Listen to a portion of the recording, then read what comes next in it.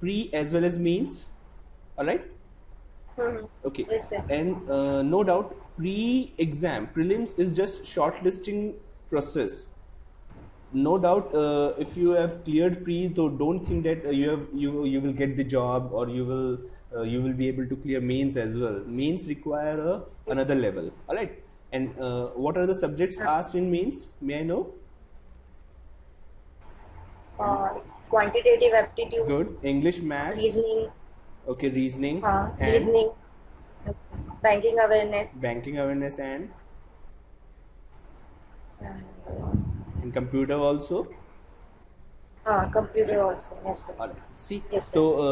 so what we are having this session, we are having it for the mains examination, so that we can score at least 35, 35 to 30, 30 to 35 questions out of 40 in the mains examination. And no doubt, अगर मैं बताऊं पिछले कुछ सालों से अगर हम pattern observe करें, तो जो मेरिट है वो आपके बैंकिंग अवेयरनेस और स्टैटिक पार्ट से, स्टैटिक जीके से डिसाइड हो रहा है, बिकॉज इंग्लिश मैथ्स रीजनिंग में एक सेचुरेशन आ गया है, क्योंकि आप प्रीलिम्स में भी इंग्लिश मैथ्स रीजनिंग पढ़ते हैं, आप मेंस में भी इंग्लिश मैथ्स रीजनिंग पढ़ते हैं, तो उस लेवल का प्रैक्टिस एक कैंडिडेट का हो जाता है, छूट किया जाता है उनका उनका बैंकिंग अवेयरनेस और स्टैटिक जीके छूट जाता है। राइट, तो ये चीज को हमें शुरुआत से ही करके रखना है, ऐसा नहीं कि पहले प्रीलिम्स क्वालिफाई कर लें और फिर हम उसके लिए पढ़ाई करवाएंगे, क्योंकि hardly there is a gap of 15 to 20 days between prelims and Yes, mains, sir. And no doubt हम इतने दिनों में नहीं कवर कर पाते उतना, क्योंकि हमें इंग्लिश मैथ्स रीजनिंग का भी अपना प्रैक्टिस जारी रखना होता है। Right, so try to adopt this methodology की डे वन से, यानी today I think this is your first session for banking awareness, or you have taken classes earlier? No, sir. This is my first session. First session, right. तो day one से, आज से ही Yes, sir. आपका ये revision शुरू हो जाता है, आज से ही आपको इस पे बताना, मैं बताऊंगा कैसे आपको पढ़ना है, कैसे आपको करना है, ठीक है। तो just let me know, screen देख पा रहे हैं ना आप? Yes, sir. ऑलराइट, देखो, व्हाट इज बैंकिंग अवेयरनेस, पहले मैं आपको ये बता दूं। देखो, होता क्या है कि there is called a topic static GK और स्टैटिक अवेयरनेस। स्टैटिक जीके और स्टैटिक अवेयरनेस क्या होता है? स्टैटिक मींस जो चीजें कभी नहीं बदलती हैं, जैसे capital of India is new Delhi, कभी बदलेगा क्या? नहीं बदलेगा। तो नहीं। जिसका फैक्चुअल जो क्वेश्चंस होते हैं, जो फैक्चुअल आंसर्स होते हैं, उन्हें हम स्टैटिक कहते हैं, और they do not change. Another topic is called banking concepts. Banking concepts means related to your new applications made by bank, कोई नई मेथडोलॉजी से ट्रांजेक्शन करना सीखा हो, नई आरबीआई की policies etcetera, history of banks, and ये सब बैंकिंग कंसेप्ट है। जब ये दोनों मिल जाते हैं तो together they are called banking awareness. Alright, and this will be Okay. Yes, asked sir. For 40 questions in your mains examination. ये बात समझ आ रही है? हाँ, sir. इन दोनों से रिलेटेड एक और पिलर होता है, वो होता है करंट अफेयर्स। करंट अफेयर्स में आपका Okay. नो डाउट ऐसा नहीं कि आपसे कुछ भी पूछ लिया जाएगा, लेकिन with special reference to banking industry ही होगा। जैसे रिसेंटली अगर एसबीआई मर्ज हुआ है अपने एसोसिएट्स में, तो मर्ज होके कितना उनका टोटल एसेट हुआ है, उनका टोटल कितना कॉस्ट हुआ है, ठीक है। ये सब करंट अफेयर्स से क्वेश्चन है जो आप पूछे जा सकते हैं। अभी रिसेंटली बैंक ऑफ बड़ौदा का एग्जाम हुआ था, तो उसमें सारे एसबीआई से मर्जर के रिलेटेड क्वेश्चंस आए थे, ठीक है। कोई भी नया बैंक अपना एप्लीकेशन निकालता है, कोई नई ऐप बनाता है, कोई नई मर्जर या एक्विजिशन करता है, ये सब उनके करंट अफेयर्स आते हैं। Are you gathering my points जो मैं बोल रहा हूँ? Yes, sir. हाँ Yes, sir. सुचिता, ये सब पॉइंट्स अगर कहीं आप नोट करना चाहते हो साइड में, तो नोट भी करते रहिएगा। मैं यहाँ पे स्क्रीन पे सिर्फ वो ही sir. बातें लिखूंगा जो बहुत ही ज्यादा जरूरी है। ऑलराइट, तो ठीक आई बी है। Starting Yes, sir. I be starting from our first concept, that is history of banks. Will start from history of banks. Heading डालिएगा अपनी कॉपियों में, हिस्ट्री ऑफ बैंक्स। Okay. तो Yes, sir. History of bank से पहले हम discuss करेंगे what is a bank actually. तो सुचिता, क्या होता है bank? Which accepts deposits, good, and uh, gives you loans, okay, and provide loans and guarantees, good, बहुत अच्छे। यानी बैंक एक फाइनेंशियल ऑर्गेनाइजेशन ही है जिसके बेसिकली दो काम होते हैं, एक accepting deposits and advancing loans, advancing और Yes, sir. Lending loans. तो ये बेसिकली ब्रीफली जो दो पिलर वाले काम हैं। काम तो और भी होते हैं लेकिन वो इनकी ही सब्सिडियरी होते हैं, इन्हीं को सपोर्ट करने के लिए होता है। अब मान लीजिए सुचिता, मान लीजिए आपका कोई फ्रेंड है और आपने उनको ₹2000 दिए, ठीक है, और कुछ साल बाद उन्होंने आपको ₹3500 वापस कर दिए, कुछ इंटरेस्ट के साथ, 1500 के इंटरेस्ट के साथ। तो उस फ्रेंड ने आपको 1500 रुपये एक्स्ट्रा दिए, प्लस आपको कुछ पैसों Yes, sir. की सिक्योरिटी करी, उन पैसों की सिक्योरिटी करी कि इनकेस अगर वो खो जाते तो वो तब भी देने पड़ते। तो वो तो हमारा फ्रेंड था, लेकिन क्या बैंक हमारा फ्रेंड है? नहीं है।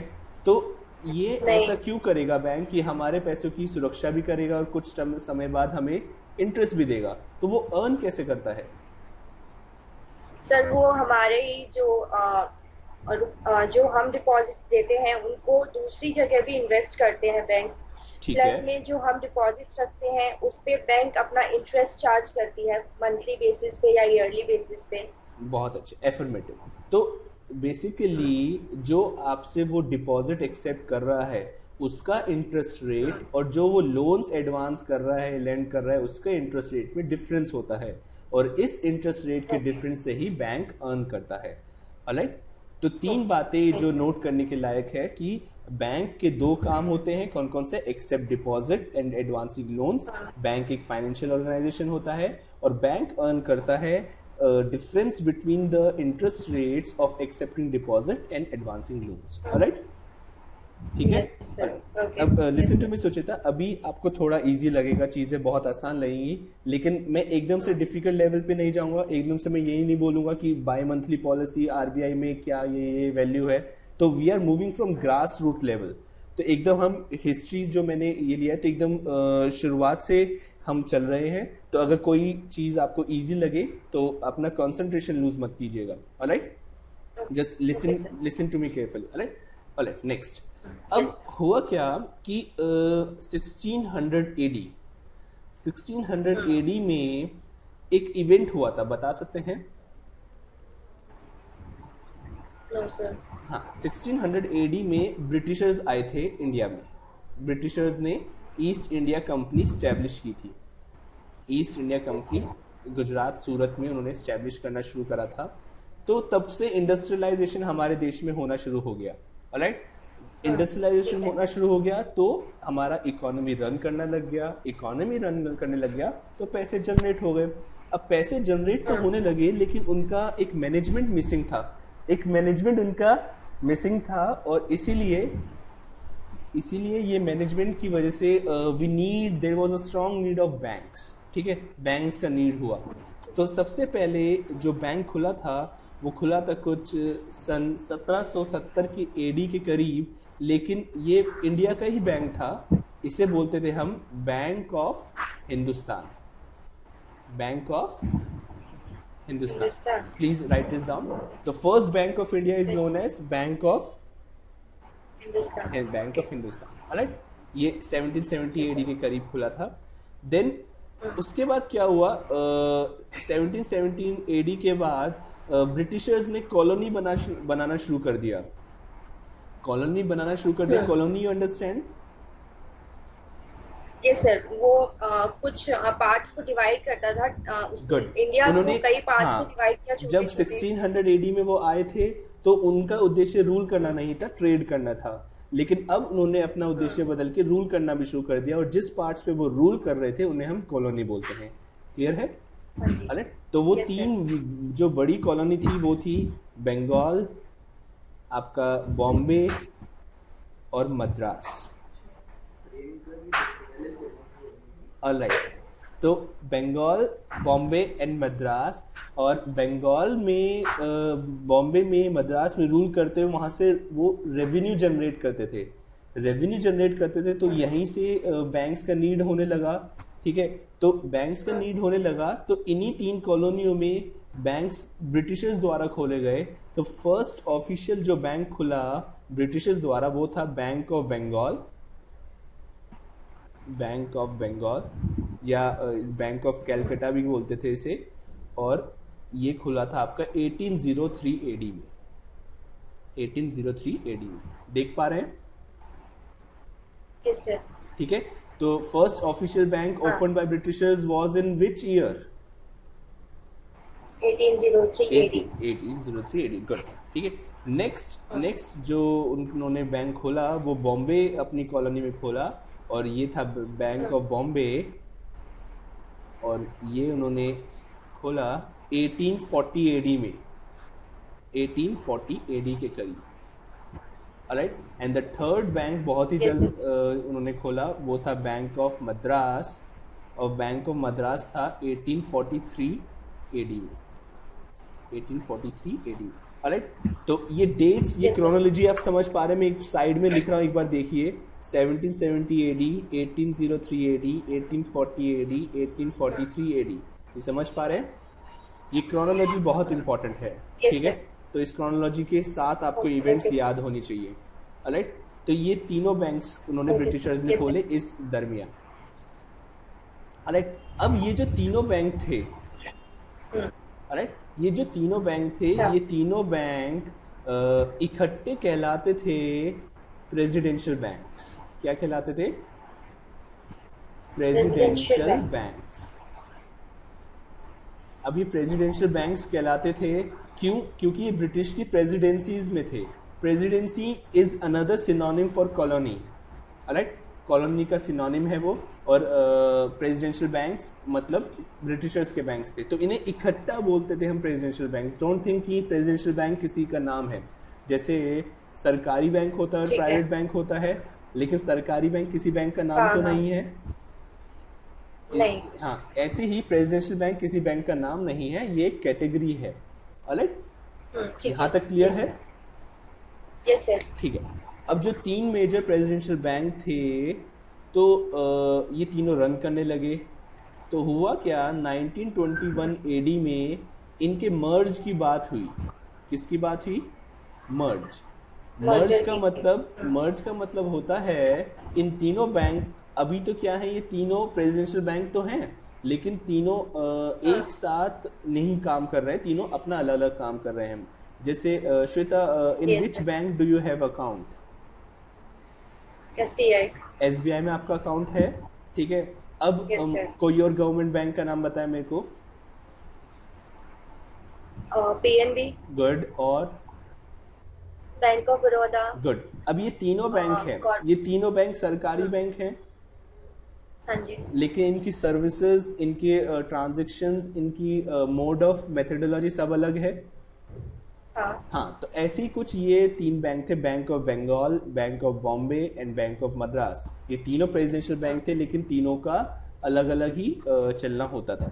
अब मान लो कल को एसबीआई और पीएनबी मिल जाए आपस में, और बैंक ऑफ बड़ौदा भी मिल जाए आपस में, तो उसे हम कहेंगे मर्ज होना। क्या कहेंगे? Okay. मर्ज होना। Merge होना। तो 1921 एडी में ये सारे मर्ज हो गए, और इनका नाम रखा गया, मर्ज होके अब ये तीनों बैंक का एक ही नाम हो जाएगा, और नाम रखा गया imperial bank of India. Imperial bank of Okay. India, ये नाम रखा। Right, Yes, sir. राइट। अब imperial bank of India Yes, मर्ज करा गया, नाम रखा गया, लेकिन हुआ क्या, इंपीरियल बैंक ऑफ इंडिया अपनी मनमानी करने लगा। वो ज़्यादा टैक्सेस लगाने लगा, ज़्यादा इंटरेस्ट रेट चार्ज करने लगा। ठीक है, ऐसा करने में क्या हुआ कि लोगों पे जो लोन थे वो रीपे नहीं कर पा रहे थे, और इसके मद्देनज़र चलते हुए लोगों ने सुसाइड्स की, बहुत ज़्यादा फार्मर सुसाइड्स हुए, लोगों ने काफ़ी ज़्यादा डिप्रेशन में गए, तो लोग काफ़ी परेशान हो गए थे। अब जब ये खबर पहुंची इंग्लैंड में, ये इंपीरियल बैंक ऑफ इंडिया किसका था? ब्रिटिशर्स का था। इंग्लैंड. हाँ, हाँ, ब्रिटिशर्स का. ईस्ट इंडिया कंपनी का था, लेकिन ईस्ट इंडिया कंपनी किसकी थी? इंग्लैंड की थी। ठीक है, तो इंग्लैंड में ये सब नहीं पता था कि ऐसा इंपीरियल बैंक ऑफ इंडिया कर रहा है। ठीक है, अब इंपीरियल बैंक ऑफ इंडिया की ये बात जब गई इंग्लैंड, तो पता चलता है कि वहाँ से एक भेजा गया है एक commission for the inquiry of things like whenever there is such a scam or a scandal, there is always a commission. जैसे मान लो कल को बीसीसीआई पे करप्शन का चार्ज लगता है, तो ये चार्ज देखने के लिए इंक्वायरी होता है, और इंक्वायरी हमेशा किसी कमिटी के अंडर होता है, और वो कमिटी को हम बोलते हैं इकट्ठा कमीशन. Getting my point? जैसे हाँ, जैसे बीसीसीआई पे अभी है वो जस्टिस RM लोढ़ा कमेटी में है, ठीक है, TS ठाकुर कमेटी होती है. तो ऐसे ही इंग्लैंड से एक कमेटी आई जिसका काम था कि इंपीरियल बैंक ऑफ इंडिया को रिव्यू करो कि वाकई में ऐसा है, imperial bank of India charge कर रहा है या ये सिर्फ एक अफवाह है. तो 1926 AD में एक कमीशन आता है जिसका नाम है Hilton and young commission. Hilton and young commission. अब ये हिल्टन एंड यंग कमीशन यानी HY कमीशन इसे कहते हैं. ये HY कमीशन आ गया 1926 AD में. ऑलराइट, इनका पूरा नाम था जॉन हिल्टन, ठीक है, और यंग दूसरे थे. ये दो व्यक्ति थे जो कमीशन थे जो इंक्वायरी कर रहे थे. अब उस जमाने में कोई सुविधा नहीं थी आने जाने की, कि अभी तो क्या है, आप गो आई वीगो या मेक माई ट्रिप से फ्लाइट बुक करके मद्रास चले जाओ, बॉम्बे चले जाओ, एटसेट्रा एटसेट्रा. ठीक है, जब इतनी सुविधाएं हैं तब भी किसी चीज़ को हमें इंक्वायरी करने में लग जाता है लगभग एक दो साल लग जाता है. लेकिन उस जमाने में तो कोई सुविधा ही नहीं थी, तो हमें अगर मद्रास जाना है तो एक महीना लग जाता था. ठीक है, तो इसलिए ये सब रिव्यू करने में उन्हें टाइम लग गया कितना, 8 साल, 8 years का टाइम लगा. और ये टाइम लगाने के बाद 1934 AD में हिल्टन एंड यंग कमीशन कहता है, in 1934 AD Hilton and young commission recommends that कि हमारे हिंदुस्तान के ऊपर या इंडिया के ऊपर कोई बैंक नहीं होना चाहिए. क्या नहीं होना चाहिए? कोई बैंक नहीं होना चाहिए. कंट्रोलिंग अथॉरिटी होनी चाहिए. एक कंट्रोलिंग अथॉरिटी होनी चाहिए. और वो कंट्रोलिंग अथॉरिटी क्या थी? वो थी RBI, reserve bank of India. ठीक है, तो 1934 AD में RBI एक्ट पास किया गया. RBI एक्ट क्या कहता है? Reserve bank of India act ये कहता है कि हमें एक कंट्रोलिंग अथॉरिटी चाहिए इंडिया पे which can control the banking operations and mechanisms. Alright, yes sir. Shweta, just let me know, कुछ फास्ट हो रहा है बच्चे? नहीं सर, फास्ट नहीं हो रहा है. हाँ, सर, RBI एक्ट 1934 में ही बना था. हाँ, RBI नहीं बना, लेकिन RBI एक्ट पास हुआ. RBI बना उसके 1 साल बाद 1935 में RBI एस्टैब्लिश हुआ. Okay sir. ठीक है, देखो, जब भी कोई बड़ा या नेशनलाइज बैंक बनता है या अथॉरिटी बनती है तो उससे पहले कानून बनाना पड़ता है. कानून एक्ट होता है, जैसे सेबी है, securities and exchange board of India. तो सेबी ने सेबी एक्ट पास किया, तब जाके सेबी बना. ऑलराइट, तो ये चीज हमें देखनी होती है कि जब भी कोई बड़ा अथॉरिटी बनाना होता है तो हमें कानून पास करना होता है. ऑलराइट, तो 1935 में RBI बन गया. अब 1935 में जैसे ही RBI बना, सबसे पहला काम जो वो करता है वो ये करता है कि वो इंपीरियल बैंक ऑफ इंडिया को शट डाउन कर देता है. क्या कर देता है? शट डाउन कर देता है, यानी बंद कर देता है इंपीरियल बैंक ऑफ इंडिया को. अब इंपीरियल बैंक ऑफ इंडिया जब शट डाउन हो गया तो उसके बाद RBI कहता है इंपीरियल बैंक ऑफ इंडिया उसके बाद कि ये जो प्रोसेस किया गया है ये सिर्फ ऑपरेशंस को शट डाउन करने के लिए किया गया है, ना कि बैंक के एसेट्स छीन लिए जाएंगे. समझ रहे हैं मेरी बात? यानी ऑपरेशंस बंद किए गए हैं, एसेट्स नहीं बंद करे हैं. ठीक है, वो बिल्डिंगे, वो कंप्यूटर्स तो नहीं थे उस जमाने में, लेकिन जो भी डॉक्यूमेंट्स थे उन्हें एज इट इज रखा जाए. ठीक है, तो अब ये जो imperial bank of India shut down हुआ, इसके ऑपरेशन शट डाउन हुए, तो 1955 में ये imperial bank of India reopen होता है as state bank of India, SBI, ये SBI के रूप में बनता है। तो जो आपके बैंक में आपका बैंक है स्टेट बैंक ऑफ इंडिया, इसका पुराना नाम क्या था? इंपीरियल बैंक ऑफ हाँ, इंडिया। तो this is readily asked question in SBI exams कि what is the old name of State bank of India, या फिर इसे ट्विस्ट करके भी पूछा गया 2012 और 13 में कि imperial bank is the new name of which bank, Punjab national bank, state bank, etcetera etcetera. समझ पा रहे हैं? Okay, yes sir.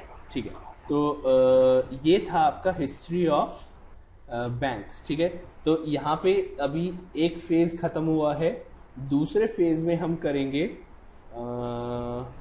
Phase two में हम करेंगे क्या? फेज टू में हम पढ़ेंगे ऑल नेशनलाइज्ड बैंक्स। क्या पढ़ेंगे? All nationalised banks. ठीक है, तो अभी क्या है, हमारे दो कॉन्सेप्ट्स है बैंकिंग अवेयरनेस के, मैंने बताया था, एक है बैंकिंग, एक है स्टैटिक अवेयरनेस। ठीक है, और तीसरा है करंट अफेयर। तो हमें ये तीनों पैरेलली लेके चलना है।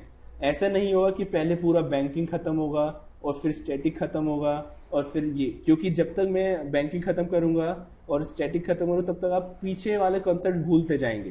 तो what we need to do, हमें ये एक एक करके लेना है, क्योंकि एग्जाम में ऐसा नहीं होगा सिर्फ बैंकिंग से क्वेश्चन आएंगे या सिर्फ स्टैटिक से क्वेश्चन आएंगे, एग्जाम में कहीं से भी क्वेश्चन आ सकता है। ऑलराइट, तो हमें मोस्ट प्रिडिक्टेड क्वेश्चंस करने हैं। तो व्हाट वी हैव डन, अभी हमने फेज 1 एंड करा है बैंकिंग का, हम फेज 2 शुरू करेंगे बैंकिंग का और ये करेंगे नेक्स्ट क्लास में। लेकिन अभी हम स्टार्ट करते हैं स्टैटिक जीके के साथ। किसके साथ?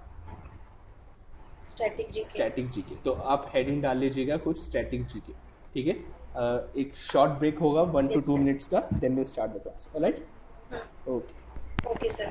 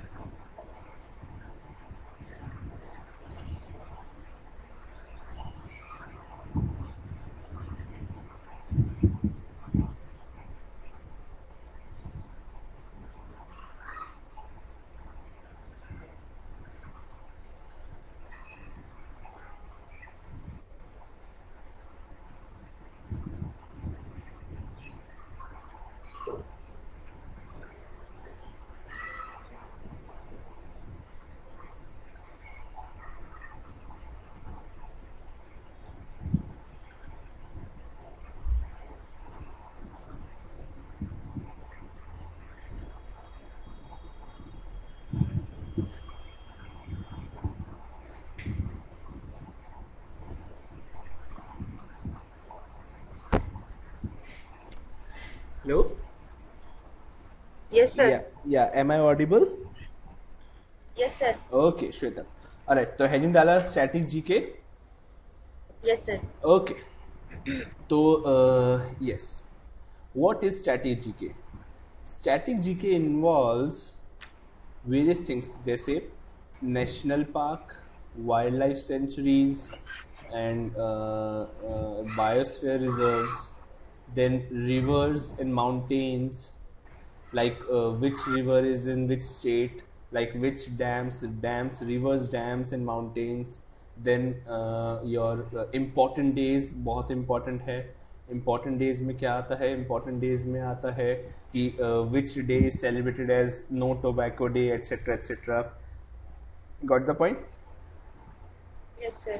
Yeah, then उसके बाद आता है इम्पोर्टेंट डेज के बाद आता है आपका various countries capitals and currencies, right, then your famous cities and titles like which is known as Queen of Mountains, which is known as Deccan Queen, which is known as Spice Port of India. These are called titles, etc. Then your famous personalities, then your international organizations. International organizations में आता है World Trade Center, their headquarters, WTO, etc. etc. We all be doing all these things in our session. Alright?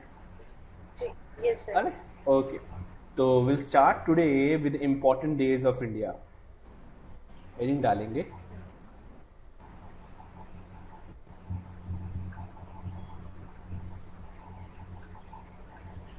लिखा? Yes, sir. Okay. तो important days कैसे करने हैं? देखो 12 months हैं और हर दिन कुछ ना कुछ important होता ही है. तो 365 Yes, sir. days हैं. तो 365 important days हैं और 365 days याद करना इज पॉसिबल, लेकिन बहुत डिफिकल्ट हो जाएगा क्योंकि हमारे पास सिर्फ यही नहीं है, हमारे पास बेसिकली और भी सब्जेक्ट्स हैं, हमें उन पे भी ध्यान देना है. तो इन 365 डेज को हम ना करते हुए इनमें से पहले सिलेक्ट करना है कि which are important for exam और विच आर रेडिली या expected in our exams. Examination point of view से जो ज़्यादा इंपॉर्टेंट उन डेज को करना है, तो इन्हें हमें ले आना है तकरीबन 90 to 100 डेज के करीब, राइट, पूरे साल. Okay, sir. तो 90 to 100 days means near about 8 to 9 days a month, यानी हर मंथ के 8 to 9 डेज हमें करना है, राइट. तो ये चीज़ Okay. ध्यान रखना है हमें. तो will start with January. We'll start with month of January. Alright. So Yes, first sir. is Yes, sir. write down. First date is 9th January.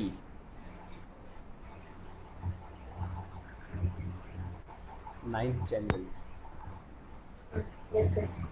9th January is known as प्रवासी भारतीय दिवस. लिखिए प्रवासी भारतीय दिवस. Do you know what is प्रवासी भारतीय? Yes, sir. हाँ बताएं. NRIs.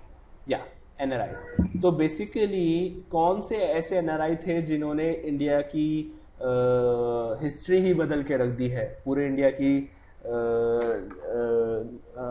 एक तरीके से चाल चलन और इंडिया का ज्योग्राफी सब कुछ बदल के रख दिया है. So, Mahatma Gandhi. Excellent. He is known as father of nation, Mahatma Gandhi. तो जब Mahatma Gandhi was also NRI, और जब वो आए साउथ अफ्रीका से तो वो 9 जनवरी को आए थे और तभी से हम देश में मनाते हैं प्रवासी भारतीय दिवस. जब भी प्रवासी भारतीय दिवस से रिलेटेड कोई मीटिंग होती है तो वो भी आपकी गुजरात में हो ही जाती है. गुजरात में पोरबंदर में वो आए थे, तो ये हम उनके ऑनर में बनाते हैं. तो ये याद रखिएगा 9 जनवरी. ठीक है. Next B. Okay, sir. 10th जनवरी.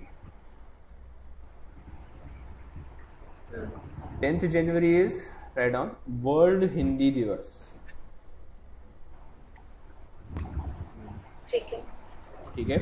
अब वर्ल्ड हिंदी दिवस जो है, तो हिंदी का स्क्रिप्ट कौन सा है? किस स्क्रिप्ट का है हिंदी?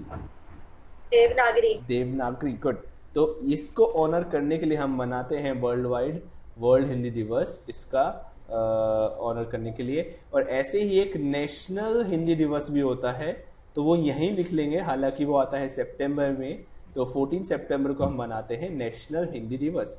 ये इसलिए करेंगे ताकि हमें याद रहे, नेशनल हिंदी दिवस. ठीक है. तो वर्ल्ड हिंदी दिवस 10 जनवरी, नेशनल हिंदी दिवस 14 सितंबर. ठीक है. लिख लिया है Shweta? Yes, sir. Yes, sir. Okay. Next आगे लिखिए 12th जनवरी. 12th जनवरी है national youth day. National youth day. तो बता सकते श्वेता कौन है यूथ आइकन? Oh, sir. हाँ, तो यूथ आइकन हम मानते हैं यूथ आइकन हम मानते हैं स्वामी विवेकानंद को. सॉरी. हाँ. Yeah am I audible? Yes sir. Youth icon हम मानते हैं स्वामी विवेकानंद को, और उन्हीं के ऑनर में हम मनाते हैं नेशनल यूथ डे। ऑलराइट, तो यस। ये है नेशनल यूथ डे।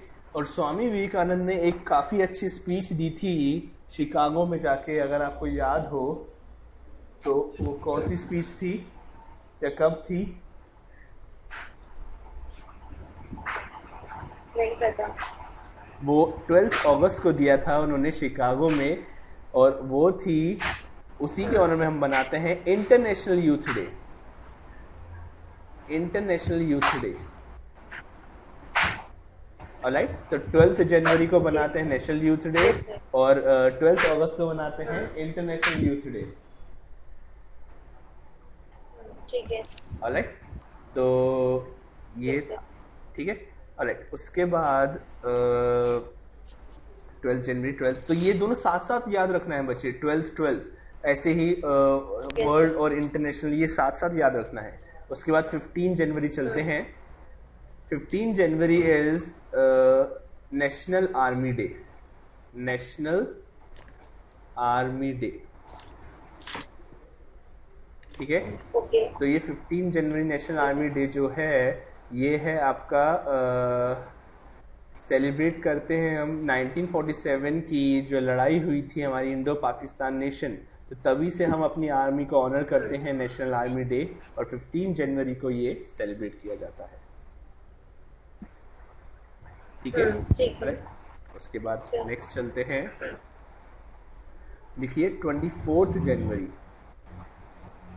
ये है national girl child day. National girl child day, अब ये जो नेशनल गर्ल चाइल्ड डे है ये 24 जनवरी को मनाया जाता है, और ये आप भी जानते हैं कि काफ़ी विमेन एम्पावरमेंट को लेके काफ़ी चीज़ें हो रही हैं, और बेटी बचाओ बेटी पढ़ाओ आंदोलन एट्सेट्रा एट्सेट्रा ये सब हो रहा है। Yes, तो 24 जनवरी को नेशनल गर्ल चाइल्ड डे हम ऑनर करते हैं, और 25 जनवरी को हम मनाते हैं नेशनल वोटर्स डे। ओके। ठीक है, इसी के साथ एक और दिन मनाते हैं, वो है आपका नेशनल टूरिज्म डे। तो 25 जनवरी को ही मनाते हैं। हाँ जी, ये दोनों एक ही दिन पड़ते हैं, दोनों साथ साथ रखिएगा, नेशनल टूरिज्म डे और नेशनल वोटर्स डे, ठीक है। 24 जनवरी और 25 जनवरी, ठीक है, ये दोनों इंपॉर्टेंट डेज हैं। Yes sir. उसके बाद 26 जनवरी को क्या आता है? Republic day. हाँ, तो इसे याद करने की जरूरत है नहीं सर। नहीं। तो जो डेज सबको पता है वो एग्जाम में कभी नहीं आएंगी, तो उन पे टाइम वेस्ट करने की जरूरत कतई नहीं है। तो 15 अगस्त, 26 जनवरी, 2 अक्टूबर अपनी लिस्ट से निकाल दीजिएगा, ठीक है। अरे उसके बाद हाँ, उसके बाद आते हैं 30 जनवरी। 30 जनवरी को क्या है? महात्मा गांधी का डेथ हुआ था उस दिन। हाँ, 30 जनवरी को मार्टियर्स डे हम मनाते हैं। लेकिन एक चीज़ हमें और याद रखना है, कुछ डे ऐसे हैं जो बहुत फेमस हैं, ठीक है, लेकिन उसी दिन कुछ और डेज हैं जो इतने फेमस नहीं है लेकिन इम्पॉर्टेंट हैं। तो एग्ज़ाम ऐसी चीज़ों पे कॉन्कर करता है, ऐसी चीज़ों पे वो ध्यान देता है। तो अगर वो पूछेगा 30 January is observed as which day, और उसमें मार्टियर्स डे नहीं है, तो ये चीज़ फिर आप डाउट में डाल देते हैं। तो इस दिन एक और डे मनाया जाता है, वो है world leprosy eradication day. World leprosy eradication day, ठीक है, world leprosy eradication day. Yes. अब ये world leprosy eradication day important है, तो 30 जनवरी को ये मनाया जाता है, ठीक है। तो श्वेता, ये श्वेता और I forgot your name, sorry, Sucheta. हाँ Sucheta, yeah Sucheta, what you need to do, मैंने यहाँ जो पढ़ाया है और आपने जो पढ़ा है वो यही काफ़ी नहीं है। सेकेंडरी थिंग क्या है? इनका रिवीजन। अगर आपको एग्जाम में कॉन्कर करना है तो एक बात को ध्यान रख लीजिएगा कि revision is more important then your preparation, ठीक है। आप कितना भी प्रिपेयर कर Yes, लीजिए, sir. उसका 10% रिवाइज कीजिए तो 10% मार्क्स आएंगे। तो आप अपना प्रिपरेशन का स्कोप करिए कम, सब कुछ और पूरा सिलेबस A to Z करना ज़रूरी नहीं है, सेलेक्टिव सिलेबस करिए, लेकिन उसको रिवाइज इतना कीजिए, इतना रिवाइज कीजिए कि आपके वो सब कॉन्शियस माइंड में फीड हो जाए। Got the point? तो ये बात Okay, sir. देखे जाए, Yes, sir. ठीक है। तो जो आपका ये रिवीजन वाला पार्ट है वो एक क्लास में होगा और एक आपका खुद का होगा। तो आपका पूरा 1 मिनट दिया जाता है, जनवरी के जितने भी डेज हैं अभी याद कर लीजिए। Yeah go, I will be Okay, asking. sir. Okay, sir. हाँ, do it, do it.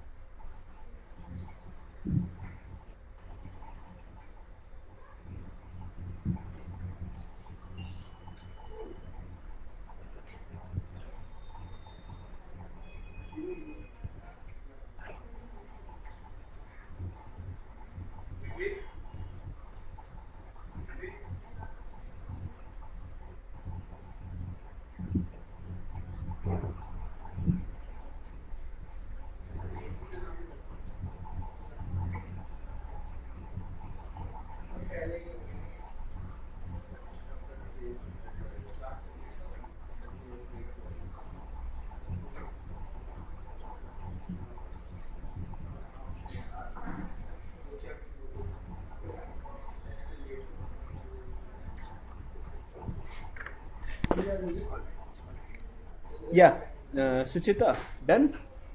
Yes, sir. Alright, copy Yes, बंद sir. कर दे अपनी, कॉपी बंद कर दे अपनी। ठीक है, sir. कर दिया है? ऑलराइट, या जनवरी 9 Yes, इज sir. प्रवासी भारतीय दिवस, गुड। जनवरी 10 वर्ल्ड हिंदी दिवस, बहुत अच्छे। और इंटरनेशनल नेशनल हिंदी दिवस कब आता है? 14 सितंबर, 14 सितंबर, गुड। नेक्स्ट जनवरी 12 जनवरी 12, नेशनल यूथ डे, गुड। जनवरी 15 जनवरी 15, आर्मी डे, आर्मी डे। और हाँ, international Army Day. Youth day कब आता है? इंटरनेशनल यूथ डे आता है 12 अगस्त को, alright. January 24 January 24 is copy नहीं खोलना है, January 20, try to remember. January 24 voters day, national voters day, ना ना ना, उससे पहले 24 national girl national girl child. Child day, good, हाँ, ठीक है। National उसके बाद Girl Child January Day. 25 is your voters day, और वोटर्स डे के साथ और क्या आता है? National tourism day, tourism day. Alright, then January 30 January 30 is world leprosy eradication day and martyrs day. बहुत अच्छा, ठीक है। एक बार फिर से राइट Yes. डाउन, कॉपी बंद कर दें। जनवरी 9